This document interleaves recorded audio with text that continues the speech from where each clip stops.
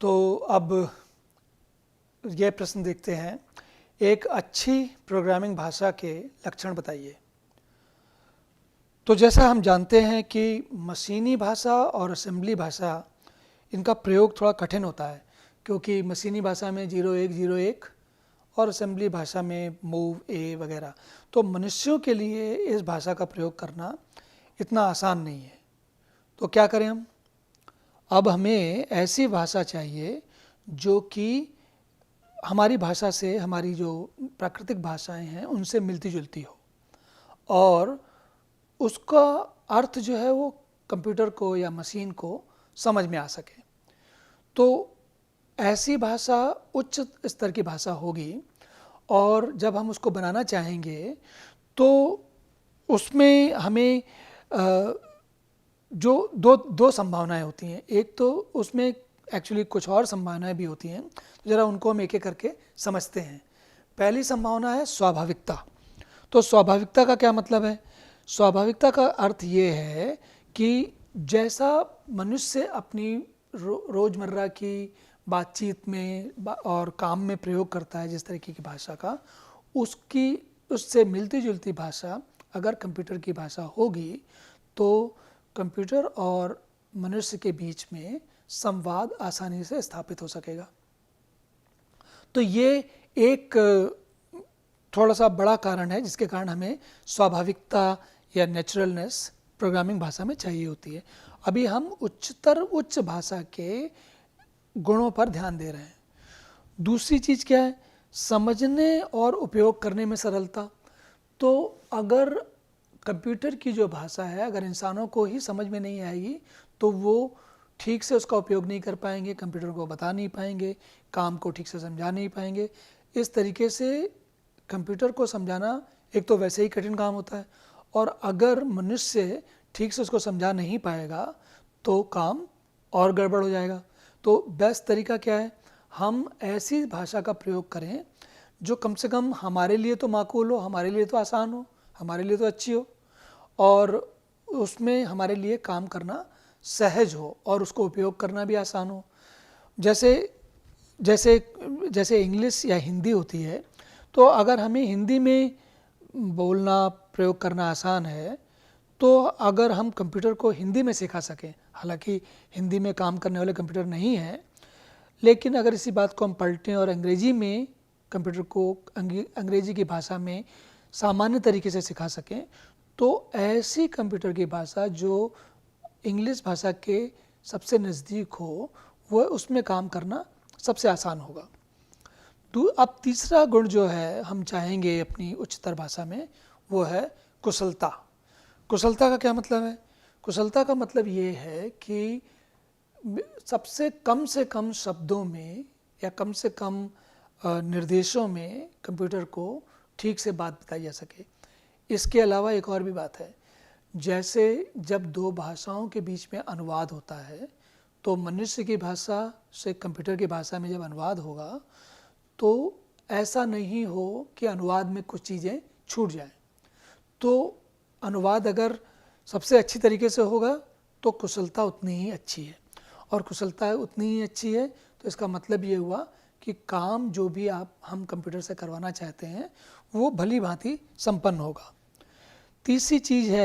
चौथी चीज़ है पर्यावरण से अनुकूलता।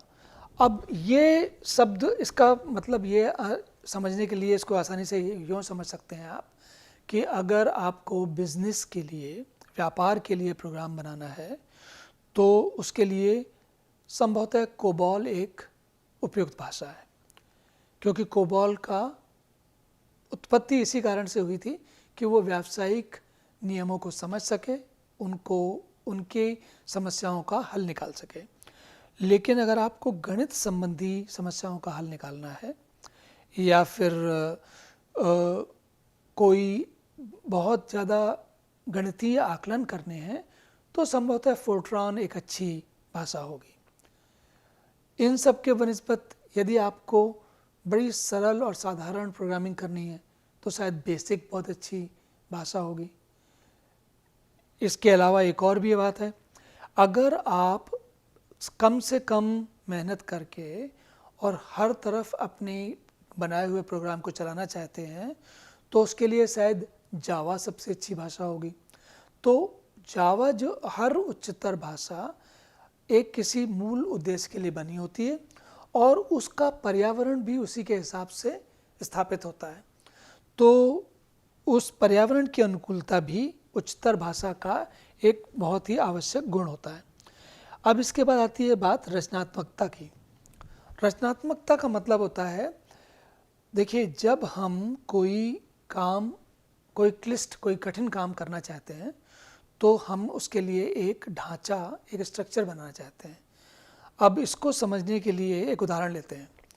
जैसे अभी हमारे देश में जगह जगह पर राजमार्ग बन रहे हैं, तो जब वो राजमार्ग बनाए जाते हैं तो उनमें से उनका एक नियमावली है, जैसे कि सड़क कितनी चौड़ी होगी, उसमें कितना कोल तार, कितना सीमेंट, कितना गुट्टी वगैरह लगी जाएगी, कितना सरिया लगेगा, और अगर सड़क ज़मीन से उठाकर बनाई जाएगी तो उसमें कितने बड़े पिलर लगेंगे, खंबे लगेंगे, उन खंभों की मोटाई क्या होगी, खंबे कितनी दूर रहेंगे, वगैरह वगैरह।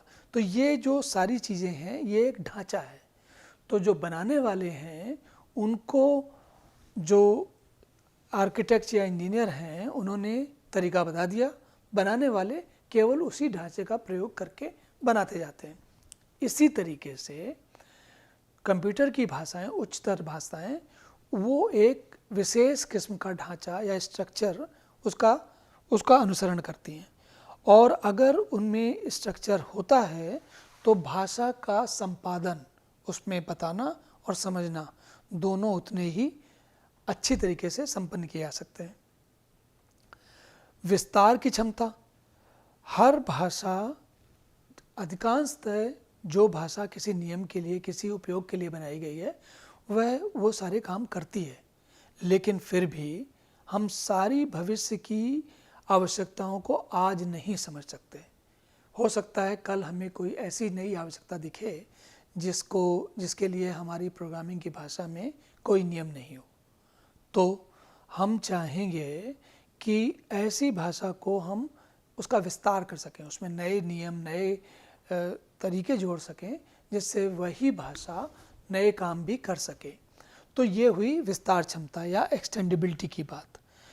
सघनता, अब सघनता या कॉम्पैक्टनेस का मतलब होता है जो काम हम करना चाहते हैं वह लगभग, ये जो एफिशिएंसी है या उत्पादकता है उससे मिलती जुलती चीज़ है।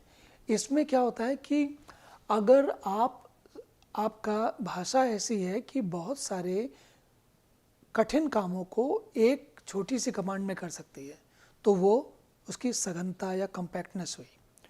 अब इस तरीके के नियमों का फ़ायदा भी होता है और इनके कारण कठिनाई भी आती है। फ़ायदा ये होता है कि बहुत बड़े काम को करने के लिए आप कोई एक निर्देश देते हो और उसके कुछ संभावनाएं बताते हो और फटाफट काम हो जाता है। लेकिन अगर ज़्यादा सा आपने सघन कर दी तो फिर आपकी जो लचीलापन है, भाषा की जो विविधता है वो कम हो जाती है। तो इस तरीके से सघनता का भी उसमें गुण होना चाहिए। अब इसके बाद जो आखिरी बिंदु आता है वो है स्थानीयता का। स्थानीयता का मतलब ये होता है जब आप कोई काम करने चलते हो तो आप आमतौर पर क्या करते हो, अपने जिन चीज़ों की आपको आवश्यकता पड़ने वाली है वो सब अपने आसपास रखते हो। आप ऐसा नहीं करते कि कोई काम करना है और उसके औजार आपने 4 कमरे दूर छोड़ के रख के आए हो। तो जो लोकेलिटी होती है उसका मतलब ये होता है, स्थानीयता का मतलब ये होता है कि एक भाषा जो कुछ भी प्रयोग करने वाली है उसके लिए आवश्यक अंग उसको तुरंत उपलब्ध हो, और स्थानीय मतलब लोकल मतलब वहीं पर हो, उसके लिए कहीं जाना ना पड़े। इसको बात को इसलिए गंभीरता से समझना ज़रूरी है कि अगर आप मान लीजिए कि सड़क के आर पार 2 बिल्डिंग हैं और आप एक जगह काम कर रहे हो और आपका आधा सामान दूसरी बिल्डिंग में पड़ा है, तो बार बार सड़क को पार करके आपको सामान लेके आना पड़ेगा। उसके कारण आपका हर काम देरी से होगा। तो इसलिए लोकेलिटी की जो है कंप्यूटर की प्रोग्रामिंग भाषाओं में उसका एक विशेष महत्व है। तो ये सारी बातें जो हैं ये हमें बताती हैं कि एक उच्च प्रोग्रामिंग भाषा में किस तरीके के लक्षण होने चाहिए।